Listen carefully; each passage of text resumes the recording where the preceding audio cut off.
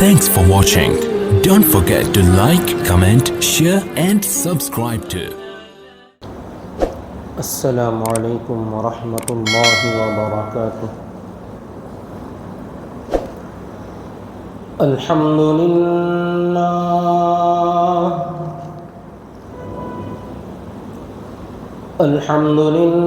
نحمده ونستعینه ونستغفره ونؤمن به ونتوكل عليه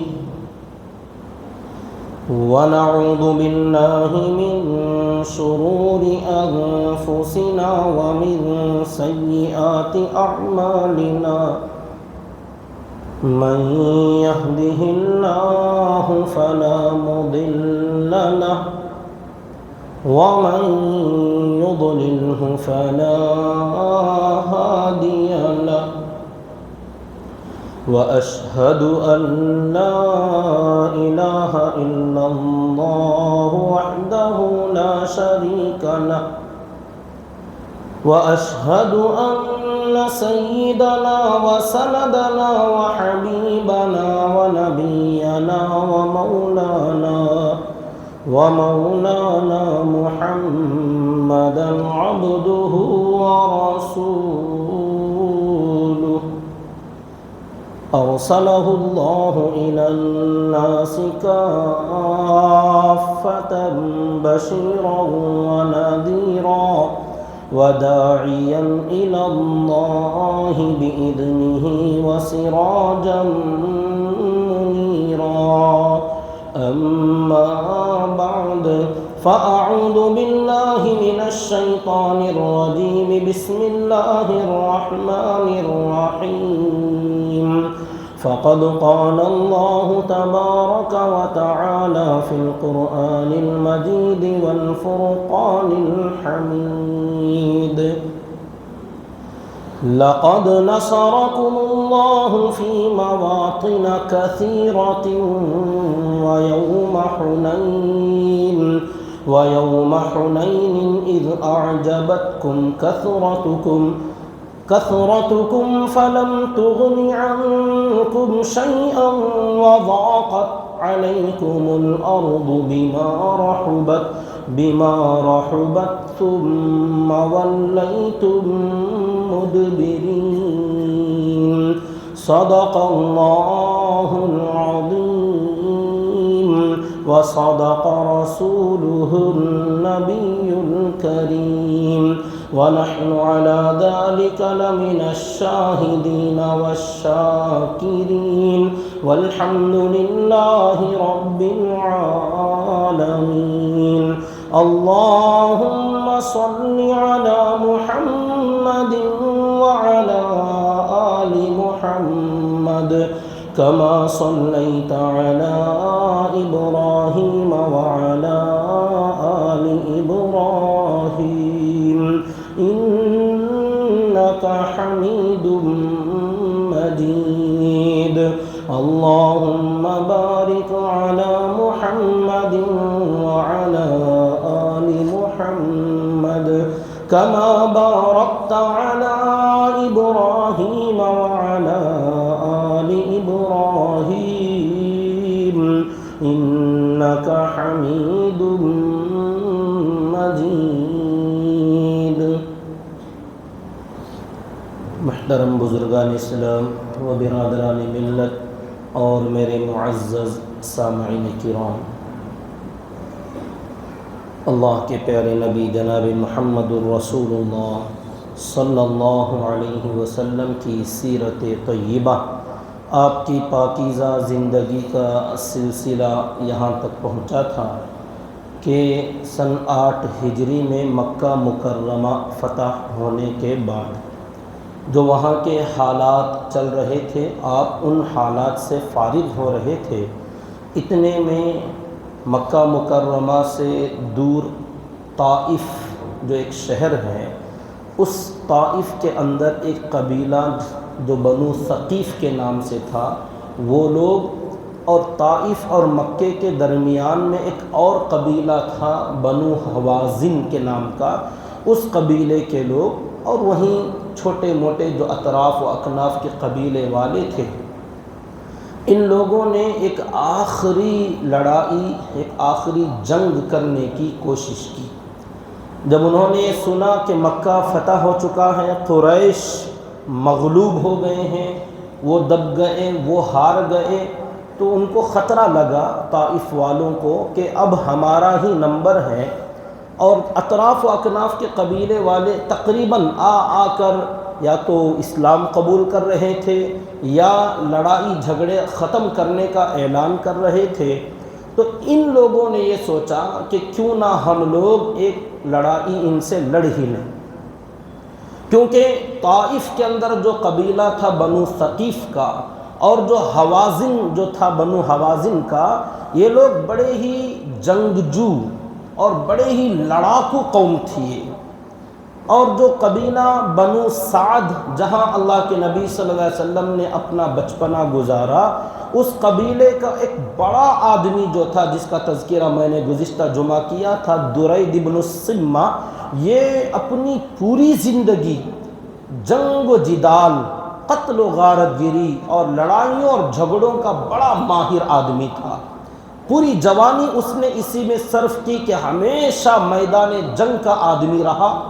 اب اس کی عمر اس وقت میں کم سے کم جو روایت ملتی ہے وہ 120 سال کی عمر کی کم روایت ہے، اس سے زیادہ کی ملتی 160، 180 اور 200 سال کی عمر اس کی تھی، یہ روایت بھی ملتی ہے اس واقعے کے وقت میں۔ تو وہ بھی آیا، اور جو بنو حوازن کا جو سردار تھا مالک بن عوف، اس نے تمام قبیلے والوں کو جوڑ کر ایک مشورہ کیا۔ جن جن کو ساتھ دینا تھا وہ تمام لوگ آئے اور مشورے میں شامل ہوئے، اور بڑے ہی قسمیں کھا کر کہ ہم سب مل کر آخری دم تک مقابلہ کریں گے، اور ہم سے جو ہو سکے گا ہم سب کچھ اپنا قربان کر دیں گے، یہ سب وعدے ہوئے۔ اور مالک بن عوف جو تھا، اس کو سردار تسلیم کر لیا گیا کہ اس جنگ کا لیڈر اور سپہ سالار مالک بن عوف ہوگا۔ درید بن السمہ جو بڑا تجربہ کار آدمی تھا، بہت عقل مند آدمی تھا، اور خاص کر میدان جنگ کا بڑا ماہر آدمی تھا، اس نے بھی کہا ٹھیک ہے مالک بن عوف، میں تجھے اس جنگ کے لیے اپنا سردار میں مان لیتا ہوں، مگر جو بھی کرو گے تھوڑا رائے اور مشورے کے ساتھ کرنا، ہم سے تھوڑا بات چیت کر لینا۔ تو حامی بھری کہ ہاں ایسے ہی ہوگا۔ جب سب لوگ وعدے کیے اور قسمیں کھائے اور تیاریوں میں مشغول ہو گئے، تو مالک بن عوف نے طائف کے لوگوں کو خاص کر اور اپنے قبیلہ حوازن کے لوگوں کو یہ پیغام دیا کہ جتنے لڑنے والے لوگ ہیں یہ سب آئیں، اور ساتھ میں اپنی بیوی، بچے، جو گھروں کے اندر اپنی ماتحتی میں لوگ ہیں، عورتیں، غلام، اور ساتھ اپنے مویشی، اونٹ، بکریاں، یہ تمام جانور اور اپنا مال و متاع سب لے کر آئیں گے میدان جنگ کے لیے۔ حالانکہ میدان جنگ کا یہ اصول نہیں ہوتا، کیونکہ وہاں ہمیشہ خطرہ لگا رہتا ہے کہ پتہ نہیں کب کیا ہو جائے، یقینی بات تو نہیں ہوتی کہ ہم جیت جائیں گے، فتح ہی ہوگی، شکست بھی ہو سکتی ہے۔ تو ایسی صورت میں اپنی جان بھی جائے گی، ساتھ میں اپنا مال بھی چلا جائے گا۔ تو اس لیے آدمی عام طور پر جہاں تک ہو سکے کم سے کم ساز و سامان لے کر جاتے ہیں، اور ہتھیار، اوزار، سلاح اور زرہ، خود وغیرہ یہ چیزیں میدان جنگ کی زیادہ ساتھ میں لی جاتی ہیں۔ یہ نوجوان آدمی تھا مالک بن عوف۔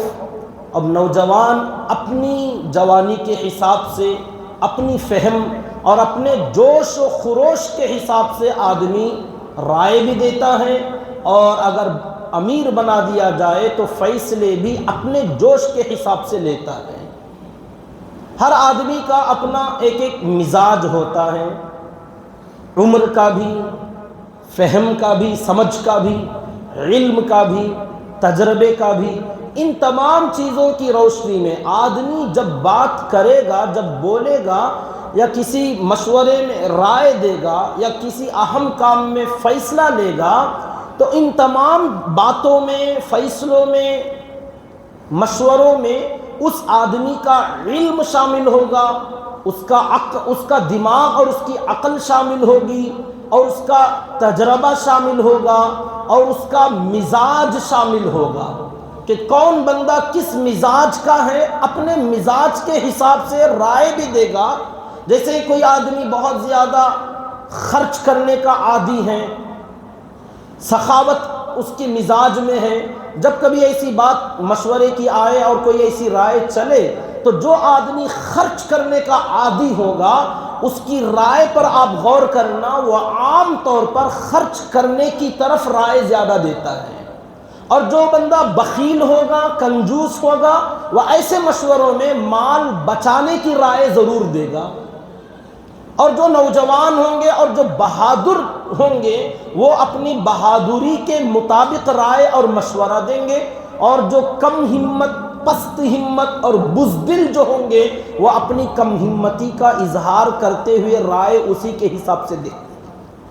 جو آدمی علم والا ہوگا وہ اپنے علم کی روشنی میں علم کے مطابق رائے پیش کرے گا، اور جو بے علم ہوگا اور جو جتنا زیادہ علم سے ناواقف اور جہالت میں ہوگا وہ اتنی ہی زیادہ جہالت کی رائے اور جہالت کا مشورہ دے گا۔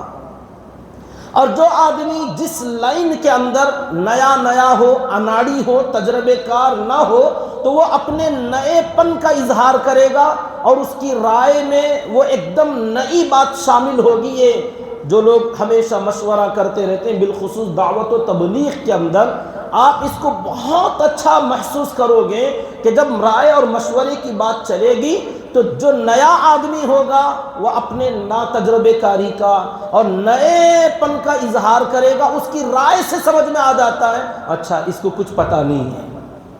اور جو آدمی بہت زیادہ پرانا اور تجربے کار اور بہت زیادہ اس کے اندر جانکاری رکھنے والا ہوگا وہ اپنی جو رائے دے گا، جو بات کرے گا، وہ اسی کے مطابق ہوگی۔ تو بہرحال آدمی کو ان تمام چیزوں کا لحاظ رکھنا چاہیے۔ اسی لیے اہم کام جب پیش آئیں تو مشورہ ہر آدمی سے نہیں کرنا چاہیے، ہر آدمی سے مشورہ نہیں کرنا چاہیے۔ صاحب مشورہ بھی خاص ہوتے ہیں کہ کن سے مشورہ لینا چاہیے، تجربے کار آدمی سے، علم والے آدمی سے، فہم والے آدمی سے، اور حلم والا جو آدمی برداشت کر سکتا ہو، حالات سے واقف ہو، ایسے آدمی سے مشورہ لیا جائے گا۔ جیسے مثال کے لیے نوجوانوں کے لیے ایک بات کرتا ہوں، اگر شادی بیاہ کا مسئلہ آئے تو رائے اور مشورہ اگر آپ لینا چاہیں تو آپ اپنے نوجوان جو بیچلر ہوتے ہیں، غیر شادی شدہ ہوتے ہیں، ان سے آپ رائے لیں گے تو وہ کیا اناڑی آپ کو مشورہ دے گا؟ جو خود ابھی شادی کے مرحلے سے گزرا نہیں ہے اور شادی کا مشورہ آپ ان سے کریں جن کی ابھی شادی نہیں ہوئی ہے تو آپ کو صحیح رائے وہاں ملے گی ہی نہیں۔ اس مسئلے میں رائے اور مشورہ ان سے کرو جو شادی شدہ ہیں، جو اس راستے سے گزر چکے ہیں، اور وہ اپنے تجربے کی روشنی میں بات پیش کریں گے۔ اور اگر کبھی اللہ نہ کرے کوئی لڑائی جھگڑا جنگ کا موقع پیش آئے تو ایسے وقت میں آپ نوجوانوں سے بات کریں تو ان کے مشوروں میں جوانی اور جوش غالب ہوگا، اور بڑی عمر اور تجربے کار لوگوں سے اگر بات کریں تو ان کی بات چیت میں تجربہ اور دور اندیشی، عقل و فراست، فہم و بینائی بہت زیادہ شامل ہوگی۔ اب یہ دونوں چیزیں نہ سمجھنے کی وجہ سے بعض مرتبہ دونوں آپس میں بھڑ جاتے ہیں، ٹکرا جاتے ہیں، مخالفت پر آمادہ ہو جاتے ہیں، بڑے چھوٹوں کی ناقدری کرتے ہیں اور چھوٹے بڑوں کی توہین کرتے ہیں، ان کے اوپر الزام لگاتے ہیں، بزدل ہونے کے، نامرد ہونے کے، پتہ نہیں کون سے تانے لگا دیے جاتے ہیں۔ اس واقعے میں اگرچہ کہ یہاں جن کا واقعہ پیش ہو رہا ہے یہ غیر مسلم اور کافروں اور دشمنوں کا واقعہ ہے، لیکن اس میں بھی ایک بہت بڑا سبق اور عبرت ہم لوگوں کے لیے موجود ہے۔ وہ یہ کہ یہ جو مالک بن عوف جو سردار تھے، انہوں نے اپنے تمام ماننے والے قبیلے والوں سے کہا کہ جتنے لڑنے والے ہیں سب آئیں گے، ساتھ میں اپنا مال دولت، بیوی بچے، خادم نوکر غلام، مویشی اونٹ بکریاں جو ہوں گے، جانور گدھے گھوڑے سب لے کر آئیں گے میدان جنگ کے لیے۔ اب لوگوں نے امیر کی بات مانی اور سب لوگ قبیلہ بنو حوازن کے پاس جمع ہوئے اور وہاں سے چلتے ہوئے ایک میدان، جس میدان کا نام ہے اوتاس کے جگہ پر جمع ہو گئے۔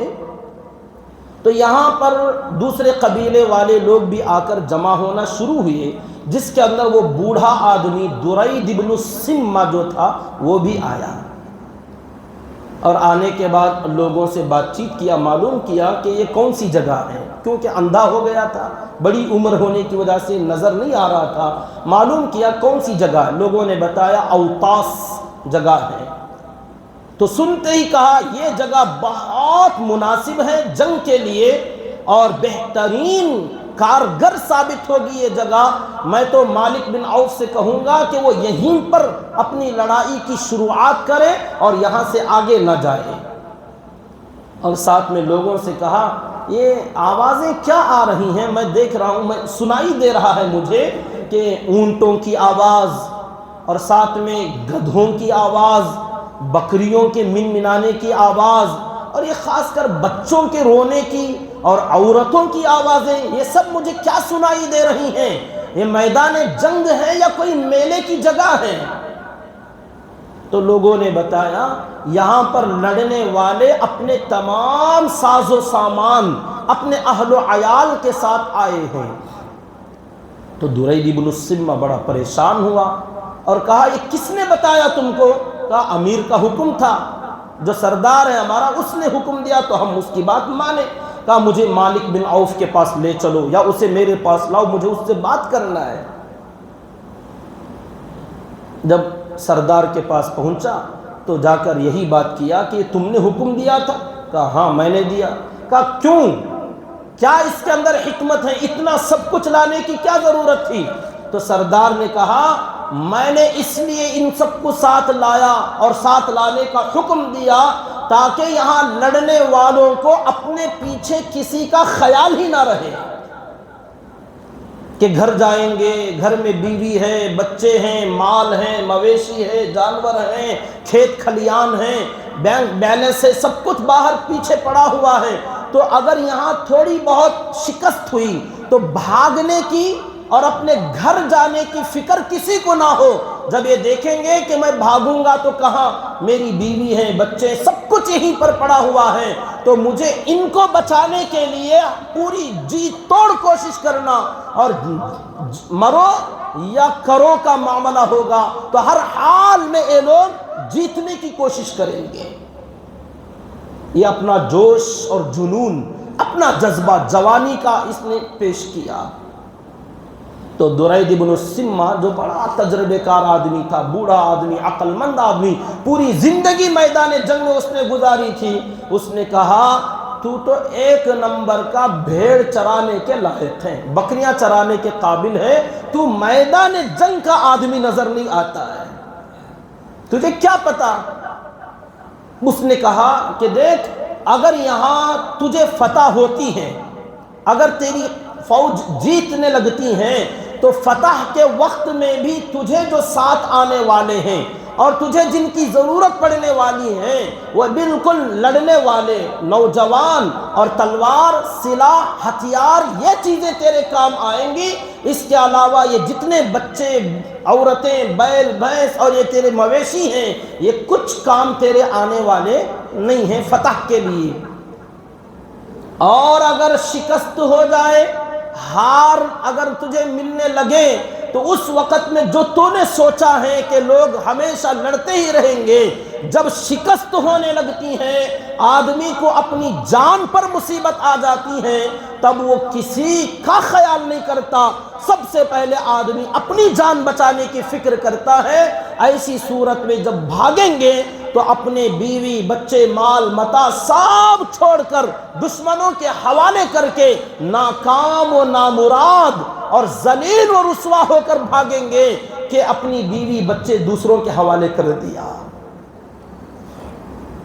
تو فتح ہوگی تب بھی یہ تیرے کام آنے والے نہیں، اور اگر شکست ہوئی تو ان سے جو تو نے سوچا ہے کہ لوگ ان کی وجہ سے لڑیں گے، ایسا کبھی نہیں ہوتا۔ میدان جنگ میں جب بھگدڑ مچتی ہے تو ہر آدمی پہلے اپنی فکر کرتا ہے، بعد میں دوسروں کی۔ تو دونوں صورتوں میں یہ تیرا لوگوں کو ساتھ میں لانا، عورتوں کو ساتھ میں لانا، یہ بالکل بیکار ہے۔ پھر اس تجربے کار آدمی نے کہا میری بات اگر مانے تو یہ تمام جو لایا ہے، ان تمام غیر ضروری فالتو جو بیکار ہیں، ان سب کو کسی دوسرے قبیلے کے اندر بھیج دے، ایک محفوظ جگہ پر ان کی حفاظت کے ساتھ رکھوا دے، تاکہ اگر فتح ہوئی تو یہ تیرے ساتھ آ کر مل جائیں گے، اور اگر شکست ہوئی تو ان کے لٹنے کا، ان کے بچھڑنے کا کوئی غم، کوئی دکھ اور درد تجھے نہیں ملے گا۔ تو اب یہ جو سردار تھا، خاص کر جب لوگوں کو امیری اور سرداری مل جائے تو اس وقت میں یہ لوگ اپنا چلانا چاہتے ہیں۔ خاص کر بہت کم لوگ ہوتے ہیں الا ماشاء اللہ جو ایسے کسی کی رائے کو قبول کریں یا حق کو ایکسپٹ کریں، قبول کریں، مانیں اور اس کے آگے اپنے آپ کو جھکا دیں، بہت کم ہوتے ہیں۔ جب آدمی کو بڑائی مل جائے، عہدہ مل جائے، صدر اور سردار بنا دیا جائے تو وہ یہی چاہے گا کہ میری مرضی چلے گی۔ اب سامنے والا چاہے کتنی ہی اچھی رائے کیوں نہ دے رہا ہو، وہاں اپنا ایگو آتا ہے، اپنا غرور آتا ہے، اپنا گھمنڈ آتا ہے، ارے میں اس کی بات مان لوں تو پھر میں کاہے کا صدر، نہیں، مجھے جو کرنا وہی کروں گا۔ یہاں پوری قوم کا بیڑا غرق ہوتا ہے۔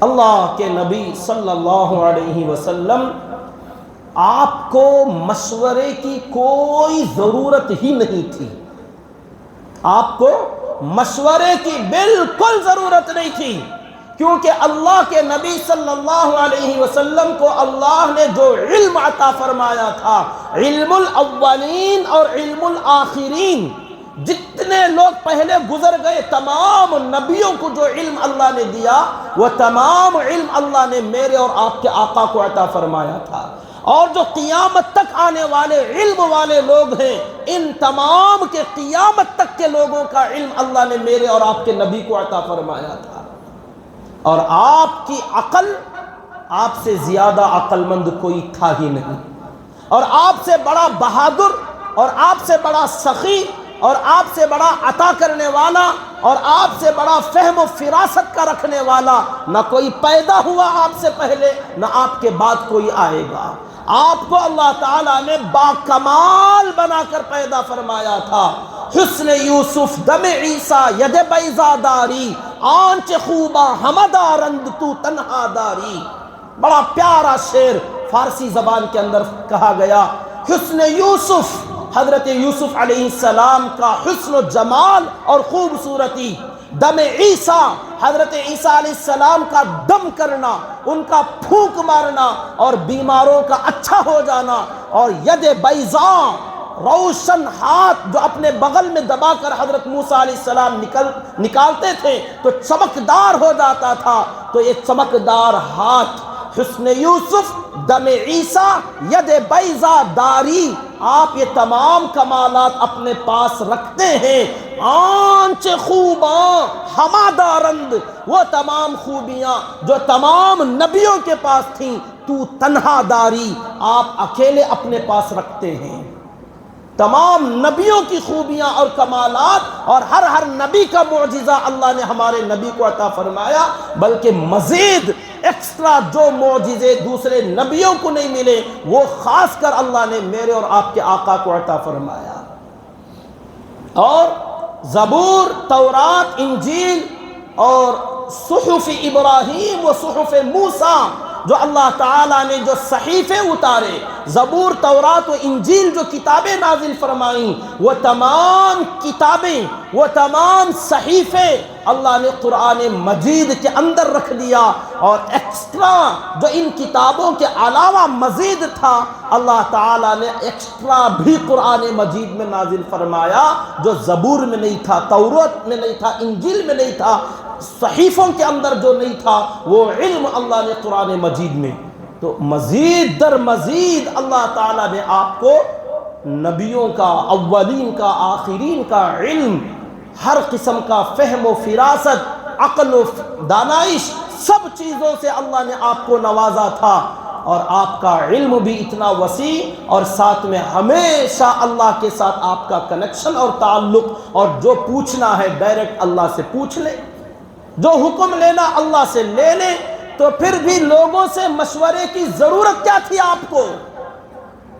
مگر اللہ تعالیٰ نے آپ کو حکم دیا وَشَاوِرْهُمْ فِي الْأَمْرِ. اے نبی جی آپ اپنی امت سے، اپنے صحابہ سے اہم کاموں میں مشورہ کرتے رہیے. آپ کو ضرورت نہیں ہے لیکن آپ کے بعد آپ کی امت کو قدم قدم پر ضرورت پڑے گی. اگر آپ مشورہ کرو گے تو لوگوں کو یہ بات سمجھ میں آئے گی کہ ارے ہمارے اتنے بڑے نبی نے مشورہ کیا تو ہم جیسے لوگوں کو تو اور زیادہ مشورہ کرنا چاہیے. آپ کو ضرورت تو نہیں مگر آپ کی امت کی ضرورت کے لیے آپ کو اللہ نے حکم دیا آپ مشورہ کر کے بتائیے کہ کب کیا کرنا ہے، کیسے کرنا ہے، رائے لی جائے اور لوگوں کے رائے پر آپ فیصلہ کیجئے. غزوہ بدر کا مشورہ ہوا اور صحابہ کی رائے پر آپ نے فیصلہ فرمایا. غزوہ احد کا مشورہ ہوا، نوجوانوں کی رائے پر باہر نکلنے کی رائے تھی اور آپ نہیں چاہتے تھے کہ باہر نکلے، لیکن نوجوانوں کے جذبے کو سامنے رکھ کر جب رائے وہ آئی تو آپ میدان احد کے لیے مدینہ منورہ سے باہر جانے کا فیصلہ کیا. اور جب خندق کی لڑائی کا وقت آیا آپ نے مشورہ کیا. ایک اکیلے صحابی حضرت سلمان فارسی رضی اللہ تعالی عنہ کی رائے تھی کہ ایسے خطرناک موقع پر جب بڑی فوج حملے کے لیے آئے اور ہمارے پاس طاقت کم ہو تو ہمارے علاقوں میں اپنے شہر کے اطراف گڑھا کھودتے ہیں، خندق کھودی جاتی ہیں اور اس طریقے سے اپنے شہروں کی حفاظت کی جاتی ہیں. تو اکیلے سلمان فارسی رضی اللہ تعالی عنہ کے رائے پر آقا نے فیصلہ کیا اور تمام مدینے کے اطراف خندق کی کھدائی کا حکم دیا. تو یہ تمام وہ باتیں ہیں کہ اتنے بڑے نبی ہو کر، اتنے بڑے علم والے ہو کر اللہ تعالیٰ کا حکم تھا تو آپ نے مشورے کیے اور سامنے جو اہم رائے آئی، جو تجربے کار لوگوں کی اور جو مخلصین کی رائے آئی، آقا نے ان کی رائے کو کاٹا نہیں بلکہ ان کی رائے پر عمل کیا. اور آپ نے اپنی امت کو یہی تعلیم دی کہ میری اتباع کرو. یہی تو اتباع ہے. صرف داڑھی میں، جھبے میں، نمازوں میں، تسبیح میں، مسواک میں اتباع نہیں. ہر بندہ، اگر تم امیر ہو تو اتباع نبی کی کرو کہ ہمارے نبی امیر بھی تھے. اگر تم امام ہو تو اتباع اپنے نبی کی کرو کیونکہ ہمارے نبی امام بھی تھے. اگر تم مقتدی ہو تو ہمارے نبی نے مقتدیوں کو بتایا کہ تمہیں کیا کرنا چاہیے، اور تم مقتدی ہونے کی حالت میں، مأمور ہونے کی حالت میں جو تم سے کہا گیا ہے وہ نبی نے کر کے بتایا ہے، تم اس کی اتباع کرو. اگر میدان جنگ ہے تو نبی کی اتباع کرو، اور میدان امن ہے اور حالات پر امن ہیں تو اس وقت میں بھی اپنے نبی کی اتباع کرو. تو بہرحال بات بہت طویل ہو جائے گی. عوف جو مالک بن عوف تھا سردار، اس نے اپنی جوانی اور جوش و جذبے کو سامنے رکھتے ہوئے درید بن السمہ جو کہ اگرچہ تجربہ کار آدمی تھا، بڑا آدمی تھا، بڑی بہترین اس کی رائے تھی، مالک بن عوف نے کہا میں ہرگز تیری بات نہیں مانتا، میں نے جو سوچا وہی ہوگا. تو درید بڑا ناراض ہوا اور یہی کہتا ہوا لوٹا کہ تو نے تو پوری قوم کا بیڑا غرق کر دیا. تو بس بھیڑ بکریاں چرانے کے لائق تھا، تو سردار اور سپہ سالار بننے کے بالکل لائق نہیں. اب وہ جانے لگا. اب ہوتے ہیں بہت سارے لوگ، سب کے فالوورز، فینس ہر جگہ لگے ہوئے رہتے ہیں، چمچے چیلے چپاٹے. اب وہ اس کے پیچھے پیچھے کچھ لوگ گئے اور جا کر کہنے لگے کیا حضرت آپ اتنے بڑے آدمی بزرگ، آپ کی بات وہ نہیں مانتا. تو اب اس کو خطرہ لگا کہ اب یہاں کچھ دو پارٹیاں ہو جائیں گی، اختلاف ضرور ہو جائے گا. تو مالک بن عوف جو سردار تھا، اس نے بڑا ہی ایموشنل گیم کھیلا.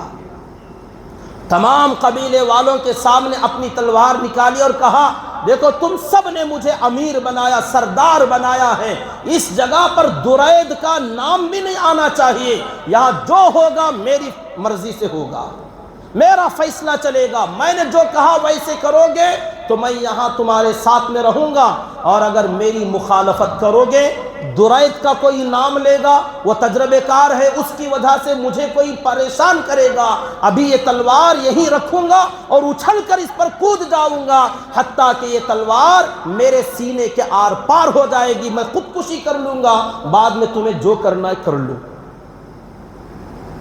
اب اس نے خودکشی کی دھمکی دی تو سب لوگ ڈر گئے اور کہنے لگے ٹھیک ہے بھائی، اب ہم تیرے حوالے ہو چکے ہیں، تیری مرضی، تو جو فیصلہ کرنا چاہے کر لے، ہم تیری مخالفت نہیں کریں گے. اب یہ سارا اختلاف، ساری مخالفت کی ہوا بالکل ختم ہو گئی. تو اس نے یہاں پر لوگوں کو ترتیب دیا اور جماعتیں بنائیں، صفیں بنائیں کہ سوار دستہ کدھر رہے گا، پیدل کدھر رہیں گے، ان کے پیچھے عورتیں، ان کے پیچھے مویشی، اپنا ساز سامان، یہ تمام چیزوں کی ترتیب اس نے دی. اور اپنے 2 جاسوس مکہ روانہ کیا کہ جا کے وہاں کے حال چال دیکھ کر آؤ کہ وہاں کیا چل رہا ہے. یہاں مکہ مکرمہ میں اللہ کے نبی صلی اللہ علیہ وسلم کو اطلاع ملی کہ قبیلہ حوازن اور بنو ثقیف کے لوگ جمع ہوئے ہیں اور اس طریقے سے وہاں ہلچل مچ رہی ہے. تو آپ نے بھی حضرات صحابہ سے رائے مشورہ کر کے تمام فوج اکٹھا کی. وہ سب تو تیار ہی تھے، مدینے سے آئے ہی فتح کے لیے، اور مکہ فتح ہوا تھا، ابھی اسی حال میں ہیں کہ ہر ہمیشہ خطرہ چاروں طرف سے لگا ہے کہ پتہ نہیں کب کون حملے کے لیے آ جائے، اللہ کے نبی پر کون اٹیک کرنے لگ جائے. تو ہمیشہ صحابہ کرام اس کے لیے مستعد تھے. اب آپ نے تمام صحابہ کرام کو حکم دیا کہ ہمیں طائف کی طرف چلنا ہے، یہاں سے کچھ سازش کی بو آ رہی ہے اور وہاں سے کچھ ہوائیں چل رہی ہیں، اس کی سرکوبی کے لیے جانا ہے. اب جب تیاری ہو رہی تھی تو کچھ اسلحہ، ہتھیار اور میدان جنگ کے سامان کی قلت محسوس ہو رہی تھی کہ مجمع زیادہ ہو گیا. حضرات صحابہ جو مدینے سے آئے تھے 10,000 تھے. اب مکے میں جو پہلے سے مسلمان تھے یا اب جو نئے نئے مسلمان ہوئے ہیں، اور کچھ لوگ جو مؤلفۃ القلوب جو درمیان میں اٹکے ہوئے ہیں، ابھی کلمہ پڑھے ہیں یا کلمہ پڑھنا نہیں پڑھنا درمیان میں سوچ رہے ہیں، ایسے تمام لوگ جو آپ کے ساتھ میں تھے، ایسے 2,000 لوگ آپ کے ساتھ مزید جڑ گئے. تو 12,000 کا لشکر تھا. تو کچھ ساز و سامان کی کمی ہو رہی تھی. تو آپ نے فوراً لوگوں سے پوچھا کہ مکے میں کسی کے پاس اسلحہ ملتا ہے؟ تو بتایا کہ صفوان ابن امیہ، جن کا تذکرہ پہلے آیا تھا کہ بہت سارے لوگ جو ایمان میں داخل ہو رہے تھے، اکرمہ اور صفوان ابن امیہ، وحشی ابن حرب، ابو سفیان، ہندہ رضی اللہ تعالیٰ عنہ وغیرہ، ان تمام لوگوں میں سے صفوان ابن امیہ وہ آدمی تھے جو بھاگ گئے تھے، پھر واپس بلایا گیا، معافی نامہ دیا گیا، پھر بھی انہوں نے کہا کہ مجھے 1 مہینہ ٹائم چاہیے سوچنے کے لیے کہ مجھے کلمہ پڑھنا کہ نہیں پڑھنا ہے. آپ نے فرمایا 1 مہینہ نہیں، 4 مہینے کا ٹائم لے لو، اس کے بعد تمہارا دل چاہے تو کلمہ پڑھ لینا. تو لوگوں نے بتایا صفوان ابن امیہ کے پاس سامان جنگ بہت کثیر مقدار میں موجود ہے. آپ نے انہیں بلایا اور پوچھا کہ تمہارے پاس زرہ، لوہے کے جیکٹ جو پہنتے ہیں میدان جنگ میں، زرہ، یہ زرہیں ہیں، اور تمہارے پاس اسلحہ ہیں، نیزے اور بھالے اور تلواریں ہیں؟ کہا ہاں. یہ ہمیں قرض دے دو، جب ہم میدان جنگ سے واپس آئیں گے تو تمہیں واپس کر دیا جائے گا. صفوان ابن امیہ نے پوچھا یہ آپ مجھ سے مانگ کر لے رہے ہیں یا قبضہ کر رہے ہیں؟ آپ نے تو کہا تھا مجھے معافی مل گئی ہے، میں آزاد ہوں، میری مرضی ہے، جہاں چاہے جاؤں، اب یہ اس طریقے سے کہیں میرے مال پر، ہتھیاروں پر قبضہ تو نہیں کر لے؟ آپ نے فرمایا بالکل نہیں، زبردستی کا کوئی قبضہ نہیں، ہم تم سے ادھار مانگتے ہیں، عاریت کے طور پر مانگتے ہیں، ادا کر دو، دے دو، ہم تمہیں پورے کا پورا حساب کر کے واپس لوٹائیں گے اور مزید بھی تمہیں دیا جائے گا۔ تو 100 زرہیں اور اسی کے بقدر تلواریں، اسلحہ، نیزے، بھالے، ان سے ادھار لیا گیا، اور بھی 2-4 لوگوں کے پاس سے اکٹھا کر کے آپ نے بھی اپنے ایک جاسوس کو روانہ کیا تھا کہ حالات لے کر آؤ۔ انہوں نے آ کر بتایا کہ قبیلہ بنو حوازن کا جو سردار ہے، اس نے اتنے سارے لوگ، لڑنے والے تقریباً 4000 نوجوان تھے، لڑنے والے 4000 آدمی تھے، ان کے ساتھ میں وہ تمام جو لے کر آئے تھے مویشی، جانور وغیرہ، وہ تمام چیزوں کی لسٹ بتائی کہ اتنی چیزیں لے کر آئے ہیں اور اتنا بڑا مجمع میدان میں جمع ہوا ہے۔ سنتے ہی آپ صلی اللہ علیہ وسلم نے تبسم فرمایا، مسکرائے۔ صحابہ نے وجہ پوچھی، آپ نے فرمایا وہ جو کچھ لے کر میدان میں آئے ہیں انشاءاللہ کل اس کے مالک تم بنو گے، وہ سب تمہاری ملکیت میں آئے گا، وہ جو کچھ لے کر آئے۔ آپ سمجھ گئے کہ یہ میدان جنگ میں اس طریقے سے نہیں آیا جاتا، اور اس طریقے سے آنا یہ ان کے لیے سبب ہار ہے، سبب شکست ہے۔ بہرحال آپ یہاں سے روانہ ہوئے ہیں تو مکہ مکرمہ میں حضرت عتاب بن اسید رضی اللہ تعالیٰ عنہ، جن کا تذکرہ 2 جمعہ پہلے گزرا تھا، حضرت بلال رضی اللہ تعالیٰ عنہ کی اذان پر انہوں نے کچھ کمنٹ کیا تھا، آپ ان کے پاس گئے اور وہ کلمہ پڑھے، اسلام میں داخل ہوئے، آپ نے ان کو مکے کا امیر بنایا۔ اس وقت میں ان کی عمر 20 سال کے لگ بھگ تھی۔ اتنے نوجوان آدمی کو آپ نے اپنی زندگی میں ہمیشہ مکہ مکرمہ کا امیر قرار دیا، اور حضرت ابوبکر صدیق رضی اللہ تعالیٰ عنہ کی زمانے خلافت میں بھی وہی امیر تھے، حضرت عمر فاروق رضی اللہ تعالیٰ عنہ کے زمانے میں بھی وہی امیر تھے، اور آپ نے ان کی تنخواہ بھی طے فرما دی۔ اب حوازن کے علاقے میں اوتاس جو جگہ ہے، میدان، وہاں پر جانا ہوا۔ اب صحابہ کرام رضی اللہ تعالی عنہم کی اتنی بڑی جماعت کہ اس سے پہلے کسی بھی میدان میں اتنی بڑی جماعت صحابہ کی نہیں تھی۔ بدر لے لیں، احد لے لیں، خندق لے لیں، خیبر لے لیں، فتح مکہ لے لیں، فتح مکہ میں 10,000۔ اب یہ جو ادھر جا رہے طائف کی طرف 12,000 کا لشکر تھا۔ اب یہ پوری کیفیت دیکھ کر جو نو مسلم تھے یا کچھ صحابہ کرام کی زبانوں سے یہ جملہ نکل گیا کہ اس سے پہلے ہماری اتنی بڑی فوج کسی میدان میں نہیں تھی۔ جب ہم لوگ 313 تھے، 1000 تھے، 3000 تھے، تو اسی وقت میں ہم لوگوں نے دشمنوں کو چھکے چھڑا دیے ہیں۔ اب اتنا بڑا مجمع ہمارے ساتھ میں ہے تو ہمیں کوئی ہرا نہیں سکتا، ہمیں آج کوئی شکست نہیں دے سکتا، کیونکہ ہماری فوج اتنی بڑی جو ہے۔ اللہ تعالیٰ نے قرآن مجید میں آیتیں نازل فرمائیں، لَقَدْ نَصَرَكُمُ اللَّهُ فِي مَوَاطِنَ كَثِيرَةٍ وَيَوْمَ حُنَيْنٍ إِذْ أَعْجَبَتْكُمْ كَثْرَتُكُمْ، کہ اللہ تعالیٰ نے تم صحابہ کی، ایمان والوں کی بہت سارے میدانوں میں مدد فرمائی، فرشتے نازل فرمائے، غیبی مددیں آئیں، اور اللہ تعالیٰ نے تمہیں فتح عطا فرمایا، اور حنین کے میدان میں بھی تم کو فتح اور اللہ کی مدد ملی، لیکن تھوڑی دیر کے لیے اللہ کی مدد رک گئی تھی۔ کیوں؟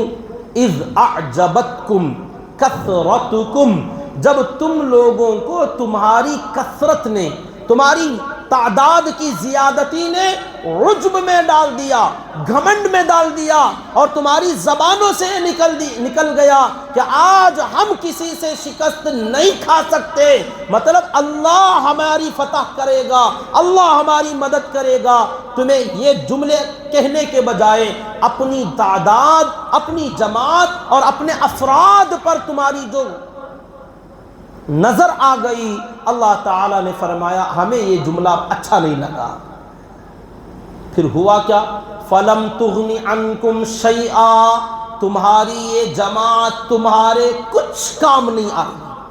12,000 صحابہ کا مجمع، اللہ نے فرمایا تمہارے کسی کے کچھ کام نہیں آیا۔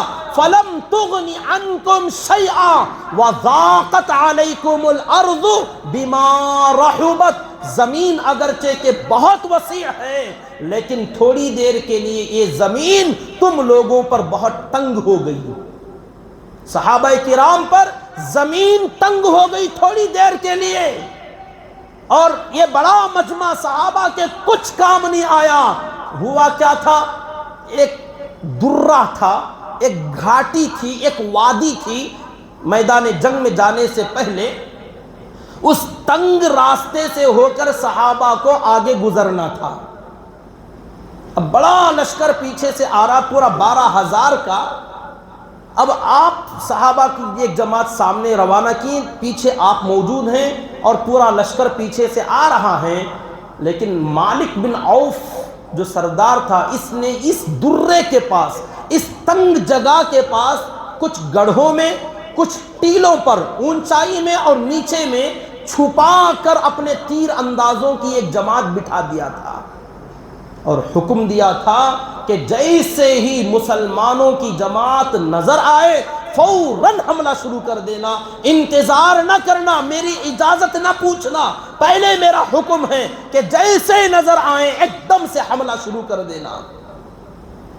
اب صحابہ کرام ابھی یہ سوچ رہے تھے کہ میدان جنگ بہت آگے ہیں، اوطاس میں جائیں گے، وہاں اوطاس کی جگہ پر لوگ جمع ہوئے ہیں، ابھی تو یہ تنگ وادی ہے، درہ ہے، گھاٹی ہے، تنگ جگہ سے نکل کر میدان، کھلے میدان میں جائیں گے، وہاں جنگ ہوگی، تو مطلب ابھی ذہنی طور پر جنگ کے لیے آمادہ نہیں تھے، تیار نہیں تھے ابھی کہ یہاں حملہ ہوگا۔ لیکن جیسے ہی صحابہ کرام وہاں سے آگے گئے، کچھ افراد آگے بڑھے، اچانک تیروں کی ایسی بوچھاڑ ہوئی، صحابہ کرام بعد میں روایتیں بیان کرتے ہیں ایسے تیر برسے لگتا تھا شہد کی مکھیوں کا چھتا آ رہا ہے۔ اب جیسی ایک دم تلوار یہ تیریں برسنے لگیں، جن صحابہ کو لگیں زخمی ہو گئے، نیچے گرنے لگے، تڑپنے لگے۔ اب ایک دم جیسے حملہ ہوا بھگدڑ مچ گئی، اب پیچھے والے لوگ پیچھے ہٹنے لگے، ایک دوسرے پر لڑکنے لگے، گرنے لگے۔ تو کہتے ہیں صحابہ کرام جب پیچھے ہٹے تو ایک دوسرے کو دھکا مکی، ڈھکلا ڈھکلی کے اندر جانور ایک دوسرے سے ٹکرانے لگے، صحابہ ایک دوسرے پر گرنے لگے، بھڑنے لگے، گرنے اور اٹھنے سنبھلنے کی کوشش کر رہے ہیں، مگر کسی کے ہاتھ سمجھ میں نہیں آ رہا ہے کہ ہوا کیا اور ہم کر کیا رہے ہیں۔ اور جو پیچھے لوگ تھے وہ پیچھے کی طرف بھاگنا شروع ہو گئے۔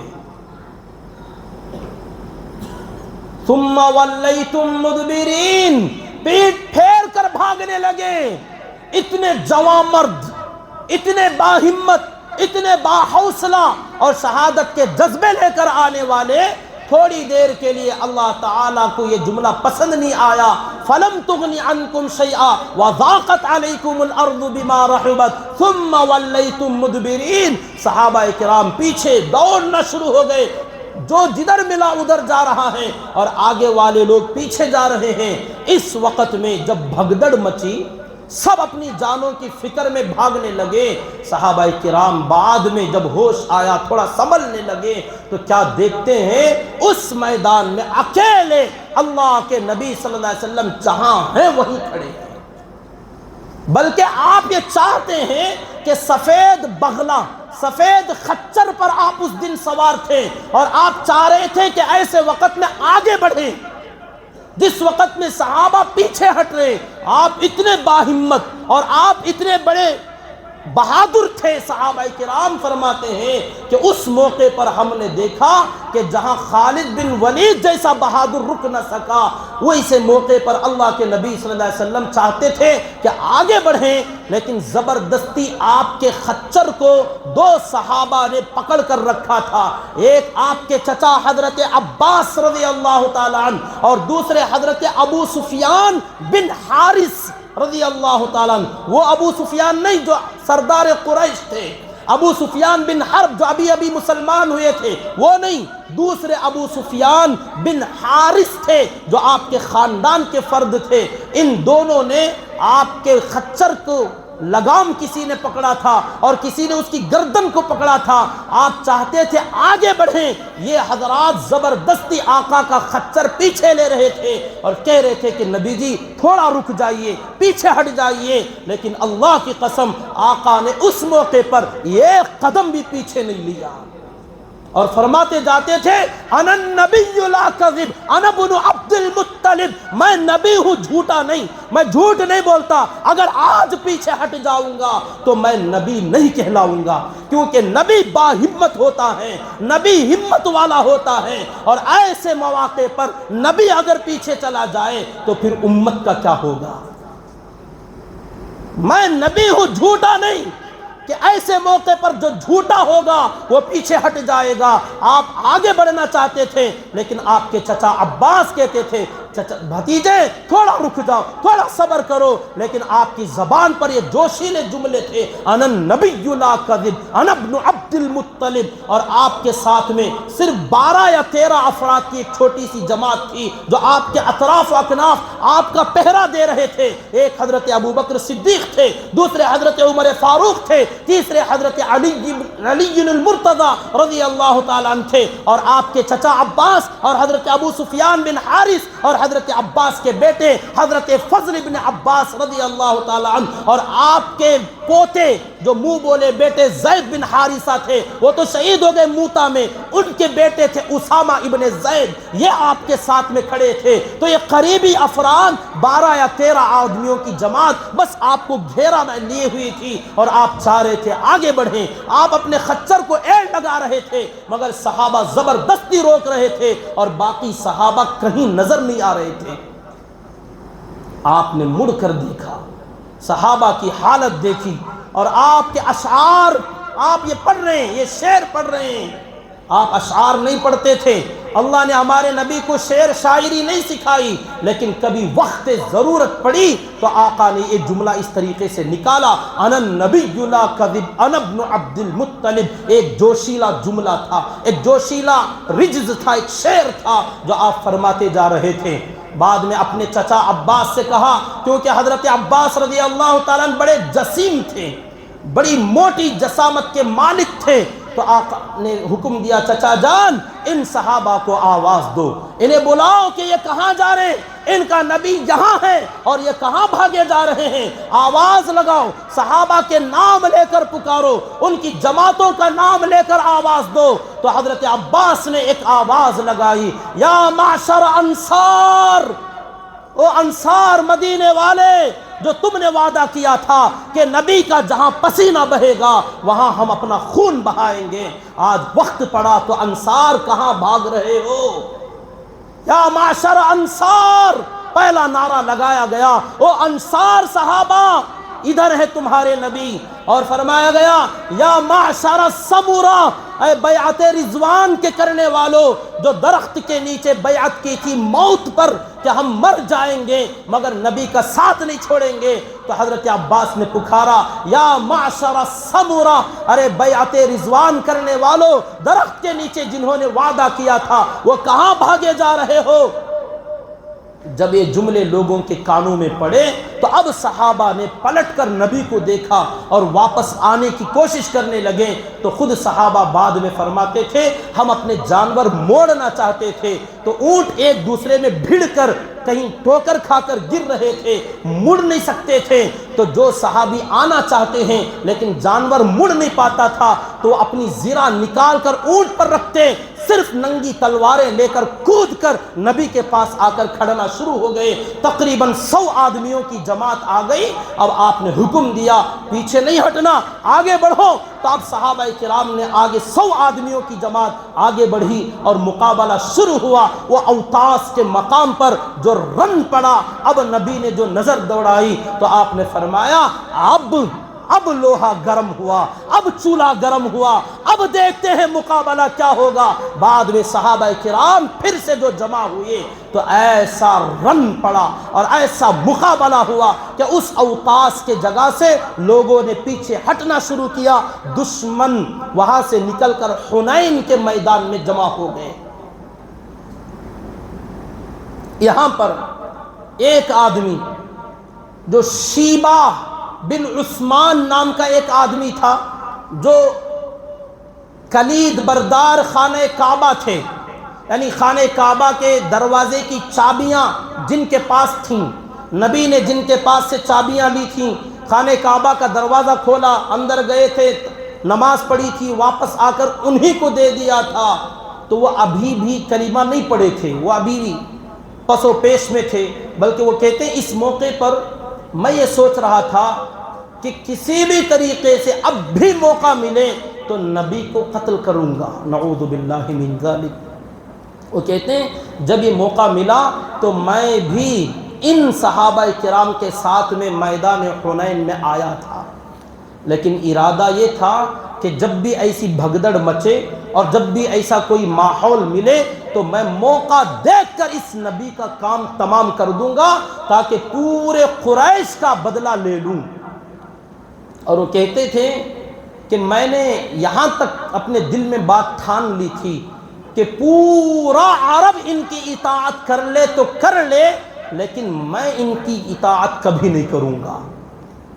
شیبہ بن عثمان جو آج بھی انہی کی نسل کے اندر خانہ کعبہ کے دروازے کی چابیاں ہیں آج بھی۔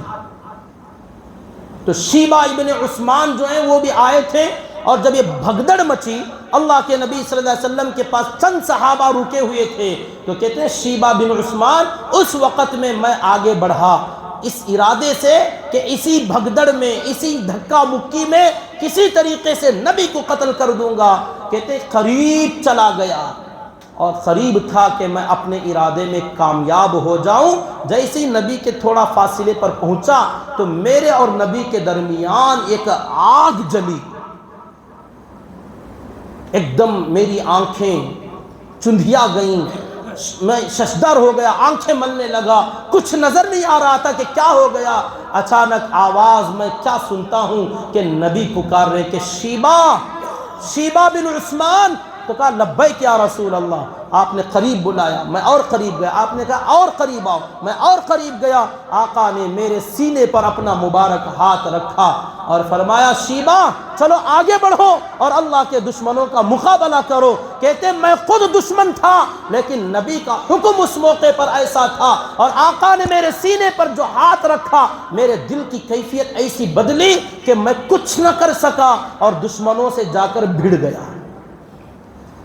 خود دشمن تھے اور آقا کے دشمنوں سے لڑنے لگے، اور جب جنگ پوری ختم ہوئی کہتے ہیں اللہ کے نبی صلی اللہ علیہ وسلم اپنے خیمے میں نماز پڑھ رہے تھے، میں لوگوں سے پوچھتا ہوا آیا اور اللہ کے نبی صلی اللہ علیہ وسلم کے پاس گیا تو آپ نماز سے فارغ ہوئے اور مجھے پوچھا، دیکھا، مسکرایا، شیبہ کیا ہوا؟ کہا عجیب کیفیت پاتا ہوں، میں مکے سے نکلا تھا کچھ ارادے سے، لیکن اب میں عجیب اپنے دل کی حالت پا رہا ہوں، پتہ نہیں کیا ہو گیا ہے مجھے۔ آپ مسکرائے اور فرمایا شیبہ تم نے اپنے دل میں کیا کہا تھا؟ کہا نہیں کہنے کے لائق تو نہیں ہے۔ آپ نے فرمایا میں بتا دوں، تم نے اس طریقے سے کہا تھا کہ موقع ملے تو مجھے قتل کر دو گے اور پورا عرب میرا اطاعت گزار بن جائے، لیکن تم میری اطاعت نہیں کرو گے۔ تو کہا خدا کی قسم آپ نے تو میرے دل کی حالت بیان کر دی، چلیے اب کلمہ پڑھا دیجئے۔ کلمہ پڑھا، کہتے مجھے تاب نہیں آ رہا تھا، میں برداشت نہیں کر پا رہا تھا کہ جس نبی کو آج تک نفرت سے دیکھا تھا آج محبت سے دیکھنے کے لیے آیا تھا، اور اللہ کے نبی صلی اللہ علیہ وسلم کی محبت اتنی بڑھ گئی، اتنی بڑھ گئی، فرماتے کہ میں اس سے پہلے کسی سے اتنی محبت نہیں کیا. اور کہتے ہیں جب میں میدان جنگ میں آگے جا رہا تھا، خدا کی قسم اس وقت میں اگر میرا باپ بھی میرے سامنے آ جاتا تو میں اسے بھی قتل کر دیتا. یہ اس موقع پر کچھ واقعات ایسے کا دکا پیش آئے. اب اس کے بعد میدان حنین جو غزوہ حنین کے نام سے مشہور ہے، یہی وہ جگہ جہاں پہلے اوتاس ایک جگہ پر اٹیک ہوا صحابہ پر، وہاں سنبھلے تو وہاں پر اللہ کی وہ آزمائش ہوئی. پھر اللہ تعالیٰ نے اپنی مدد نازل فرمائی، آسمان سے کچھ بادل کا ٹکڑا اترا. بعض صحابہ کہتے ہیں ہم نے دیکھا کہ بہت بڑی چونٹیوں کی ایک جماعت اتری آسمان سے، اور پورے میدان حنین میں کالی کالی چونٹیاں پھیل گئیں. شاید میں سمجھتا ہوں یہیں سے وہ بات پھیلی جسے لوگ کہتے ہیں کالی چونٹیاں اللہ کی ہیں. صحابہ کرام نے فرمایا میدان حنین میں ہم نے چونٹیوں کی فوج دیکھی، اور وہی چونٹیاں اللہ کے فرشتے تھے. اس کے بعد میدان حنین میں جو زبردست مقابلہ ہوا تو دشمنوں کے 70 آدمی مقتول ہوئے، مارے گئے. اور اس کے بعد جب ان کی شکست ہوئی تو لوگوں نے اپنی جان بچا کر بھاگنا شروع کر دی. جو درید ابن السمہ بزرگ نے کہا تھا وہی ہوا. سب لوگ اپنی بیوی، بچے، جانور، مال، دولت سب چھوڑ کر لڑنے والے بھاگ کھڑے ہو گئے. اب یہ بچے، بوڑھے، عورتیں کہاں بھاگیں گی؟ اگر بھاگتی بھی تو پکڑی جاتی. تو بالآخر جماعتیں 3 حصوں میں بٹ گئیں. ایک یہاں سے طائف کا علاقہ جو تھا، بڑا قبیلہ، بہت بڑا وہاں پر قلعہ تھا، اس قلعے کے اندر بھاگ کر ایک بڑی جماعت وہاں جا کر روپوش ہو گئی، چھپ گئی. اور ایک جماعت نخلستان، نخلا کے علاقے میں بھاگ گئی. اور ایک جماعت جدھر منہ ملا ادھر جنگلوں میں، بیابانوں میں، اپنے چھوٹے چھوٹے گاؤں میں، قریوں میں بھاگ کر چھپنے کی کوشش کرنے لگے. اللہ کے نبی صلی اللہ علیہ وسلم نے حضرات صحابہ کو روانہ کیا کہ جو جہاں ملے سب کو پکڑ کر لاؤ. عورتیں ملیں، بچے ملیں، جانور ملیں، سب کو، کسی کو نہ چھوڑو، سب پکڑ کر لانے کا حکم دیا. اور جو لڑنے لگے انہیں قتل کر دو، جو لڑے مار دو، کیونکہ میدان جنگ تھا. اب یہاں پر کچھ جماعتیں روانہ ہوئیں. حضرت ابو موسیٰ اشعری رضی اللہ تعالی عنہ کے چچا حضرت ابو عامر اشعری رضی اللہ تعالیٰ عنہ، ان کو روانہ کیا گیا. ان کے ساتھ ایک جماعت تھی، اس میں ایک نوجوان لڑکے تھے صحابی جن کا نام ربیعہ الاسلمی تھا رضی اللہ تعالیٰ عنہ. وہ اپنا واقعہ بیان کرتے ہیں. ہم لوگ جا رہے تھے، ایک جنگل کی طرف تنہا اونٹ جا رہا تھا، تو میں نے اس اونٹ کو پکڑنے کے لیے گیا، اور اس کے اوپر ایک کجاوا، اونٹ کے اوپر لکڑی کا کجاوا پڑا ہوا تھا جس کے اندر عام طور پر عورتیں یا بچے بیٹھے رہتے ہیں. تو میں گیا اور اونٹ کو پکڑا تو لگا اندر کوئی عورت بیٹھی ہے. تو میں نے پردہ ہٹا کر دیکھا تو اس کے اندر وہی ایک بوڑھا آدمی جس کی آنکھیں بھی بند تھیں، وہ درید ابن السمہ، اکیلا بیچارہ جس نے رائے دیا تھا، اس کا کوئی سنبھالنے والا نہیں، اس کا اکیلا اونٹ جنگل میں جا رہا تھا. پکڑا تو جب دیکھا اس نے کہ کوئی پکڑ رہا ہے تو درید نے پوچھا کون ہو؟ اچھا تم دشمن. تو اتنے فوراً صحابی نے، نوجوان تھے، اپنے تلوار سے حملہ کیا اور ان کو مارنے کی کوشش کی تو مار نہیں لگا. تو درید نے کہا اچھا دشمن کی جماعت سے ہو، تم مجھے مارنا چاہتے ہو؟ جب تم اپنی ماں کے پاس جاؤ گے نا تو اپنی ماں سے کہنا کہ کسی تجربے کار آدمی سے ٹریننگ دے تمہیں. لڑاکو آدمی تھا، جنگجو آدمی تھا، دیکھیے اپنا ہنر آدمی مرتے دم تک استعمال کرتا ہے. درید نے کہا کہ اپنی ماں کے پاس جاؤ گے تو کہنا کہ کس اناڑی سے تمہیں ٹریننگ دیا گیا، کس اناڑی سے تمہیں میدان جنگ میں لڑنا سکھایا گیا، اور بہت کچا ہتھیار تمہیں دیا گیا.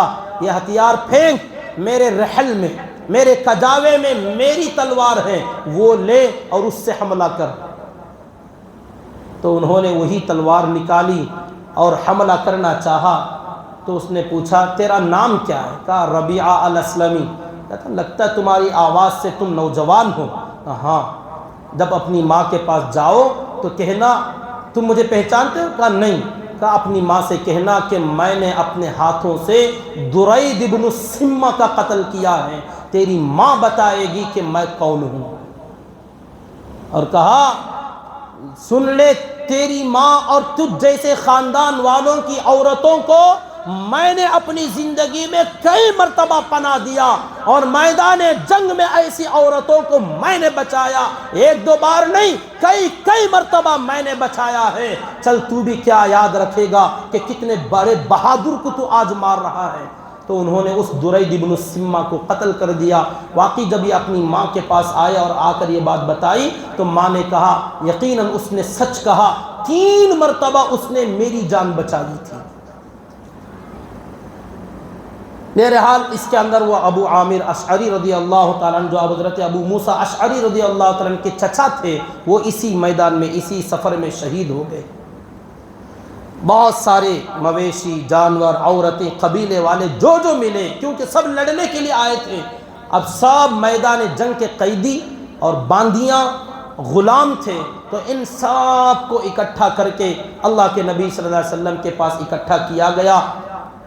میدان حنین کے اندر جب جوڑا گیا تو اتنی بڑی جماعت مال غنیمت کی تھی، جو مال دشمنوں کا ملا، فرماتے 6000 لوگ آدمی تھے جو قیدی تھے، 6000 غلام، باندیاں اور قیدی، بچے، بوڑھے، مرد، عورتیں جو لڑنے سے رک گئے، یہ سب میدان جنگ میں پکڑے گئے تھے۔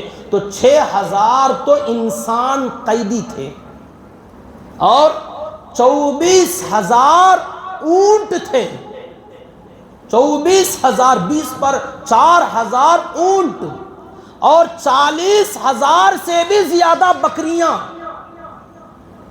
اور 20000 اوقیہ چاندی، 2 کوئنٹل چاندی، اتنا سونا چاندی کی مال و دولت، اور اسی طریقے سے لڑنے کے ہتھیار اور مویشی، باندیاں، غلام، اتنے سب اکٹھا ہوئے۔ اب یہ جو جماعتیں پکڑ کر لا رہی تھیں، اس کے اندر ایک بوڑھی عورت آئی، آ کر اپنے نبی کے سامنے آئیں اور کہنے لگیں مجھ پر رحم کرو اور مجھے چھوڑنے کا حکم دو۔ کہا تم کون ہو، تمہیں کیوں چھوڑا جائے؟ یہاں پر سب قیدی اور باندیاں ہیں، تمہارا فیصلہ بعد میں ہوگا، تمہیں یہاں باندھ کر رکھا جائے گا، تم یہاں باندیوں کے ساتھ رہو۔ تو انہوں نے کہا میرے بھائی مجھ پر رحم کرو، میں تمہاری بہت قریبی ہوں۔ کہا کون قریبی؟ کہا تم نے مجھے نہیں پہچانا، عمر زیادہ ہو گئی ہے، تم نے مجھے بچپن میں دیکھا تھا، میں تمہاری بہن، رضاعی بہن شیما ہوں، جس نے بچپن میں تمہیں اپنے گود میں اٹھایا تھا، بکریاں چرانے میں تمہیں ساتھ میں لے جاتی تھی، آج یہ وقت پڑا کہ مجھے پکڑ کر لایا گیا۔ آپ نے فرمایا میں تو نہیں پہچانتا، کیا پتا کہ تم سچ بول رہی کہ جھوٹ؟ کا ایک نشانی ہے بتاؤں؟ بچپن میں ایک مرتبہ میں نے تمہیں اپنے کندھے پر اٹھایا تھا تو آپ نے مجھے یہاں کاٹ لیا تھا اپنے دانتوں سے، وہ دانتوں کی نشانی آج بھی ہے۔ بتایا تو آقا کو یاد آیا، اور اس موقع پر آقا نے جیسے ہی پتا چلا کہ یہ میری بہن ہے، میری بڑی بہن ہے، رضاعی بہن ہے، فوراً کھڑے ہوئے، اپنی چادر مبارک اتاری اور بچھایا، اور کہا اپنی بہن کو اس پر بٹھایا، بڑا ادب کیا، احترام کیا، اور کہا کہ تمہیں آزاد کر دیا جاتا ہے، اور تمہاری خدمت کے لیے 3 باندیاں اور ایک غلام اور بہت سارے جانور اور بہت سارا مال و متاع آقا نے اپنی بہن کو دیا۔ بہن کا حق، بہن کا اعزاز و اکرام کیسے کیا جاتا ہے جبکہ یہ بہن دشمن قبیلے سے آ رہی ہیں، میدان جنگ میں پکڑی جا رہی ہیں، اتنا لمبا عرصہ گزر گیا اور کوئی سگی بہن بھی نہیں، رضاعی بہن تھی لیکن سگی بہن کے برابر ہی ہیں، دودھ کا رشتہ ہے۔ اللہ تعالیٰ نے ایسا اپنے نبی کے اندر اوصاف دیے تھے کہ اپنی بہن شیما کا وہ اعزاز و اکرام کیا، صحابہ کرام حیران رہ گئے اور ان کو باعزت طریقے سے رخصت کرنے کا حکم دیا، اور وہ جاتے جاتے کلمہ پڑھیں، اسلام میں داخل ہو گئیں۔ آقا نے تمام مویشیوں کو چیزوں کو بانٹا نہیں، تقسیم نہیں کیا، بلکہ سب کو مقام جعرانہ، جس کو آج کے زمانے میں جھورانہ کہا جاتا ہے، اس مقام جعرانہ کے اندر رکھنے کا حکم دیا۔ بعض صحابہ کو اس پر پہرا دینے، حفاظت کرنے کا حکم دے کر خود آگے بڑھنے کا فیصلہ کیا کہ یہاں سے جو لوگ بھاگے ہیں وہ طائف میں جا کر چھپے ہوئے ہیں، تو طائف جائیں گے اور طائف فتح کریں گے۔ تو آپ نے تمام صحابہ کرام کو طائف کی طرف روانہ ہونے کا حکم دیا۔ اس سے پہلے آپ نے حضرت طفیل بن عمرو الدوسی رضی اللہ تعالی عنہ کو ایک خاص مشن پر بھیجا کہ اس علاقے میں ایک بت ہے، ذوالکفین نام کا بت، اس بت کو توڑ دینا، جلا دینا، اور اس کے بعد وہاں سے آپ طائف میں آ کر مجھ سے ملنا۔ حضرت طفیل بن عمرو الدوسی رضی اللہ تعالیٰ عنہ ادھر روانہ ہوئے، آقا اپنے تمام ساتھیوں کے ساتھ طائف کی طرف روانہ ہوئے۔ آگے اگر زندگی باقی رہی انشاءاللہ اگلا جمعہ عرض کر لیں گے۔ اللہ تعالیٰ سے دعا کریں کہ اللہ رب العزت مجھے اور آپ کو اپنے پیارے نبی صلی اللہ علیہ وسلم کی سیرت کے مطابق اپنی زندگیاں سنوارنے سدھارنے کی توفیق نصیب فرمائے۔ آج کے اس واقعے میں ہمارے لیے جو سبق اور جو عبرت ہیں، اللہ تعالیٰ اس سے ہمیں سبق حاصل کرنے کی توفیق عطا فرمائے۔ آمین۔ وآخر دعوانا ان الحمدللہ رب العالمین۔ آپ حضرات سے گزارش ہے جاتے ہوئے مسجد کی ضروریات و اخراجات کے لیے خوب دل کھول کر تعاون کرتے ہوئے جائیں۔ جو حضرات سنت نہیں پڑھے ہیں وہ سنت پڑھ لیجیے۔